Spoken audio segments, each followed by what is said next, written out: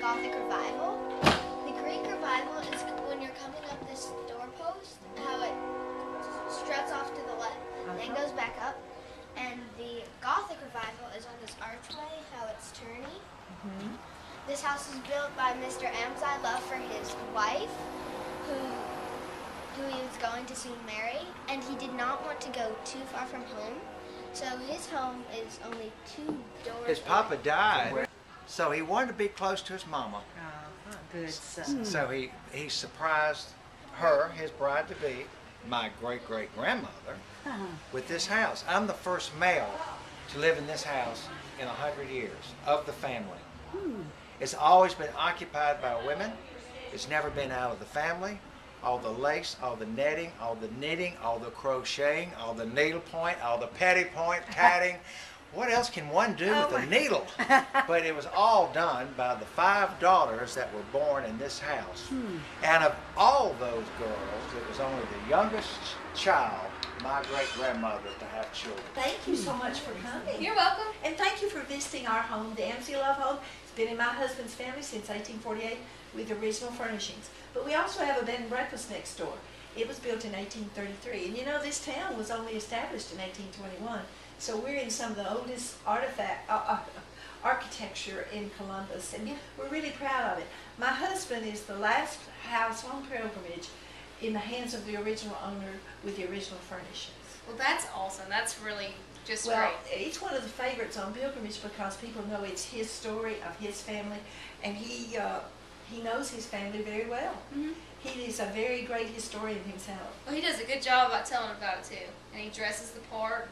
Oh yes, he dresses the part. We had a photographer walk up this morning, and he got him out there in his clothes, and Sid was posing on the front porch, and then they drug me out as sort of an afterthought. No, I'm just a Johnny-come-lately. I married Sid 20 years ago in the garden at the Amzi Love home, and I kind of like to watch out for the hostesses in the kitchen. I want our hostesses to feel welcome and feel that they're treasured, because we could not do this without the volunteer hostesses. Oklahoma, Maine, Chicago, you name it. They come through here. So this does bring people from all over the world and all over our country, and it helps the economy of Columbus. Think about all the restaurants and the gas stations get money from Well, I like to say we like to do pilgrimage because we're going to get some of that money back from the Yankees. It's a good way to put it. We call it ka-ching. Money. Money.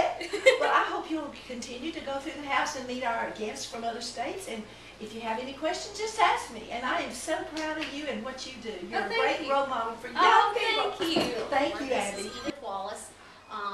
She is the mother to 5 girls and 1 little boy. This is her eldest daughter here, Alice Edith. There's a lot of family mementos over here in the secretary. 5 little gold thimbles for each of the 5 little girls. A little teeny tiny thimble that they think that they started sewing as early as 1 and 2. They would sit right there in that little rocking chair behind you, and when they learned to sew. This is Mr. Amzi's watch and watch fob. Miss Edith's original wedding ring there. Little Civil War dolls that they did, that they made for the Confederate effort to help with the war cause.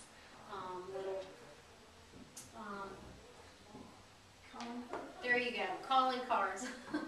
And they dropped those right out there in the front hall. This is Annie right over here. She's holding a fan. That's the same fan right here in this picture, and that was given to her as a commencement present when she graduated from the college here in town. And this is the original commencement from on one of his trips. Mr. Love passed away in Memphis. This is his last letter and picture before they got the funeral notice. And he sent back to the girls. Let's see the front and the back there. From June 2nd of 74. 2 of the girls went up to Memphis to collect his remains before traveling back here. Well, when they got back here, what they found out was that there was one 19-year-old little girl to take care of 4 sisters and 1 brother. So she had to apply for custody with the court. And then at the same time, the federal soldiers were still here in the area along with the carpetbaggers, and they wanted this house. So in order for them to keep and stay in this house and stay together, they had a guardian's bond, a $5,000 guardian's bond that they had to come up with in order to be able to stay in this home. So all the little girls did everything that they could. They sewed, they made lace, they ran a school, they took in orphans, they did anything they could to come up with that money. But they did manage to come up with the money. They stayed in the house. It's still in the original family, the man you just met out there, 7th generation. This is my husband's great-great-grandfather, Amzi in those days used to name their children after Bible characters. If you'll notice inside the door here of the parlor, there's a portrait of Sid. And that was a surprise to him on our wedding anniversary 2 years ago. A man was down at the W, 65 years old, had left the car industry in Detroit. He drew cars. And he had, they said the car industry went south, so he came south. And now he's been snatched up by Ole Miss to teach portrait painting at the University of Mississippi. His name is Martin Arnold, and I'm really proud of it. Sid. It's a perfect likeness. It is. It's like he could speak to you. Well, I surprised Sid. He didn't even know this was happening, and the man said, I've got to talk to Sid. And I said, no, it'll be a surprise. I gave him pictures. He said, I've got to talk to him. So on the last day of pilgrimage 2 years ago, Sid was sitting on the front porch. Martin Arnold walked up with cameras around his neck like them and a pad. He said, I want to do a story for this magazine about you. He took pictures of Sid all afternoon and talked to him. And then when we unveiled it, he was here to help unveil the portraits. Wow. Now around this room are things You're that a are... bit sneaky, weren't you? I was. Will you put your finger right there? Yeah, we Did did. y'all see Yeah, that? we did. She told you about it. Yeah, I have we never did. seen. Man, I have never seen that. This is I've the never first seen time one I've out ever of. seen I've this. never seen one like that out of this side of this house. I haven't. Look over the windows. Those are the original cornices. Oh, wow. And over here in the corner, you see a little sugar shell with the spoons. Well, here are the Dimitas cups that they would have coffee or tea in, and they would pass the sugar around.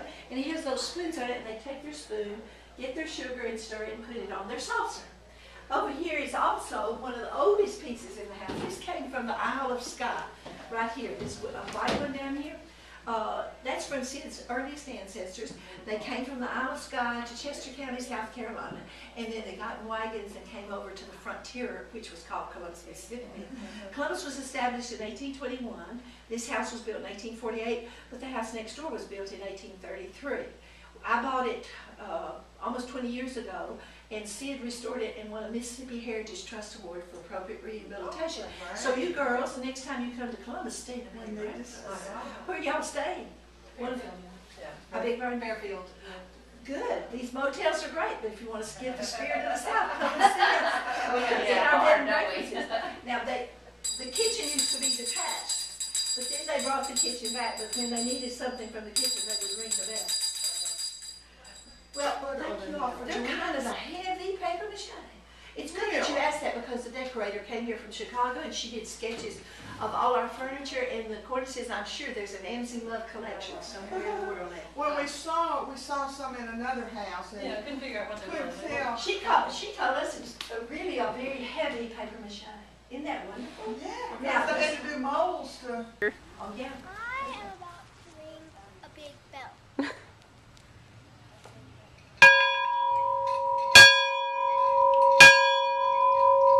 What's your name? What were you doing just a minute ago? I was ringing a big bell. Now, do you enjoy doing pilgrimage? Do you have fun? Yes. Getting dressed up and touring and all that good stuff? Yes. So what do your parents do? Well, my mom is, I'm homeschooled, and my mom, she homeschools us, and then my dad works in the Air Force. My mom is working in the pilgrimage right now. Well, that's cool. I'm homeschooled too. I like it. All right, Aiden, can you tell me about what this is? Yes, this was a boat bug that it's in the shape of a boat, and it was used to carry Mr. Love's 5 daughters and 1 boy. Out of all of those 5 daughters, only 1 gave birth to 3 children. It was Miss Annie Love. And this boat buggy was pulled by a goat. By a goat. A goat. Well, that is just fantastic. Thank you, Aiden, for telling me about that.